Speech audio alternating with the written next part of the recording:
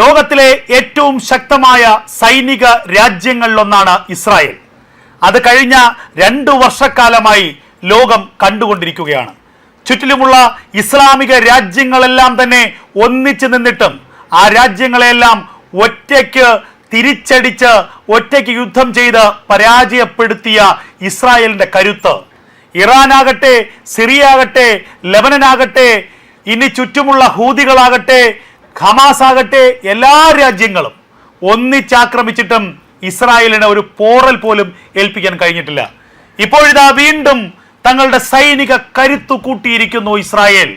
തങ്ങളുടെ വ്യോമ പ്രതിരോധ സംവിധാനത്തിനെ ഉരുക്ക് കോട്ടയാക്കി മാറ്റിയിരിക്കുന്നു ഇസ്രായേൽ. ഏറ്റവും പുതിയ വാർത്തകൾ പുറത്തു വരികയാണ്. ഇസ്രായേലിന്റെ വ്യോമ പ്രതിരോധ സംവിധാനം ചരിത്രപരമായ ഒരു നാഴികക്കല്ല് പിന്നിടുന്നു.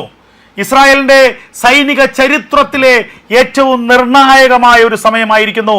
ഇസ്രായേലിന്റെ രാജ്യാതിർത്തി സംരക്ഷിക്കാൻ, ഇസ്രായേലിന്റെ വ്യോമാതിർത്തി സംരക്ഷിക്കാൻ അയൺ ബീം എന്ന ഇസ്രായേലിന്റെ ലേസർ കവചം എത്തിയിരിക്കുന്നു.